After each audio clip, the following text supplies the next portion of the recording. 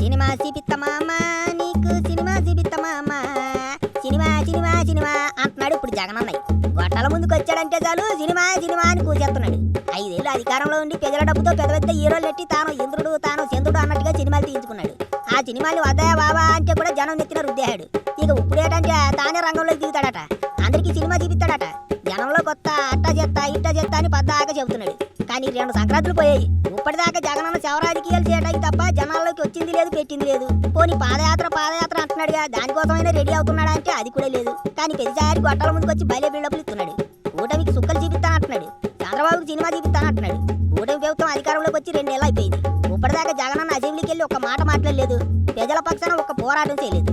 5 ఏళ్ళు ఎట్లాంటి డ్రామాలు చేశాడు, ఇప్పుడు కూడా అట్లాంటి డ్రామాలే చేస్తున్నాడు. పైగా రెడ్ బుక్కి ఎవరు భయపడాల్సిన అవసరం లేదని చెబుతూ కార్యకర్తలను రెచ్చగొట్టి వాళ్ళని కేసుల పాలు చేస్తున్నాడు.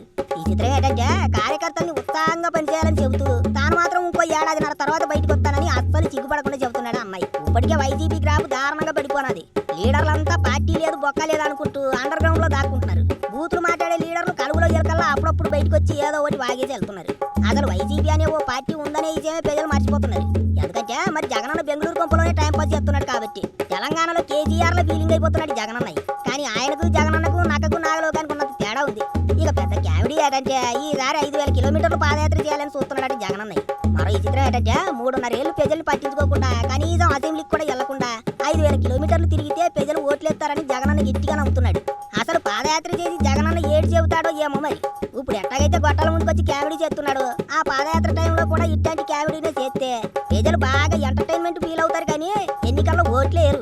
ఇంకెప్పుడు అర్థమవుతుందో ఏట జగనన్నకు.